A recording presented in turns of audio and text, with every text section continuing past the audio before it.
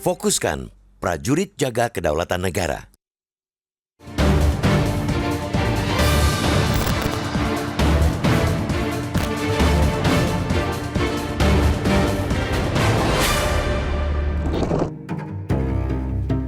Tugas baru personel Tentara Nasional Indonesia atau TNI sebagai penjaga kejaksaan amat layak dikritisi. Sebab tugas itu bertolak belakang dengan prinsip umum kehadiran militer sebagai alat pertahanan negara. Adapun kejaksaan tidak terkait langsung dengan hal ihwal pertahanan negara itu.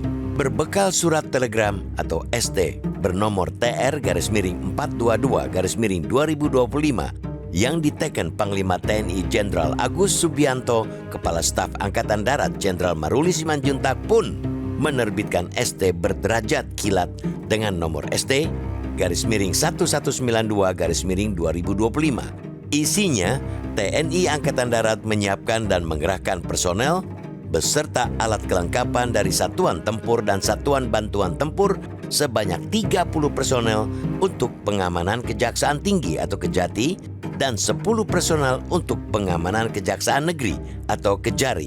Perbantuan itu disebut sebagai bagian dari kerjasama antara TNI dan Kejaksaan Agung dan berdasarkan permintaan resmi dan kebutuhan yang terukur.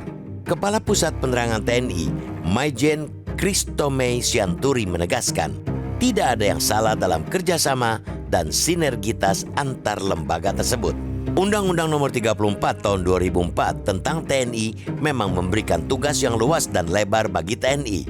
Selain untuk operasi militer, TNI juga memiliki tugas operasi militer selain perang.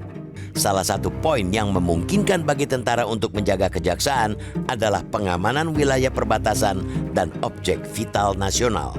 Akan tetapi, entah kondisi objektif apa yang mendesak penggunaan pengamanan institusi sipil yang juga aparat penegak hukum sehingga memerlukan dukungan pengerahan personel dari Satuan Tempur dan Satuan Bantuan Tempur TNI. Apakah ada gugatan perkara yang sedemikian mengancam sehingga tidak bisa dikerjakan aparat kepolisian?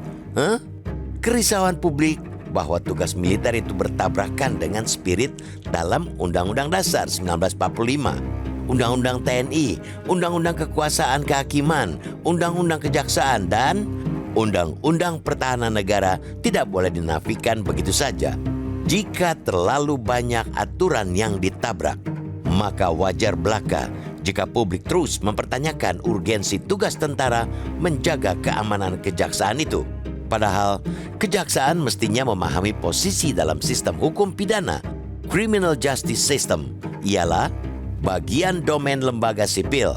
Mengajak militer untuk cawe-cawe dalam sistem hukum jelas-jelas bertentangan dengan supremasi sipil dan hukum. Selain itu, masih lekat dalam ingatan publik peristiwa tahun lalu, bagaimana kejaksaan menuai kritik karena melibatkan personel TNI untuk pengamanan Jaksa Agung Muda bidang pidana khusus Febri Ardiansyah. Bahkan, dia dikawal oleh personel dari Satuan Polisi Militer PM.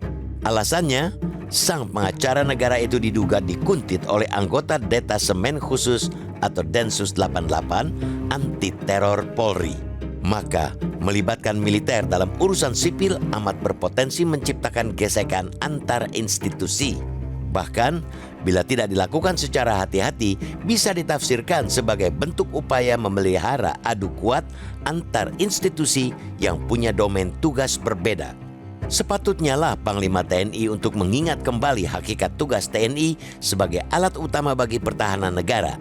Itulah tugas utama dan mulia dari prajurit. Apalagi masih banyak hal bisa dilakukan terkait dengan pengamanan kedaulatan negara di tengah iklim geopolitik dunia yang kian tidak menentu. Karena itu, timbang kembali masak-masak pemberian tugas baru itu. Jangan buat lembaga TNI terlalu banyak tugas yang bukan menjadi tupoksi utamanya. Jangan ragu untuk mengoreksi surat telegram yang sudah diterbitkan. Tetaplah setia mengawal kedaulatan negara yang tetap membutuhkan fokus ekstra dari para prajurit untuk tetap waspada.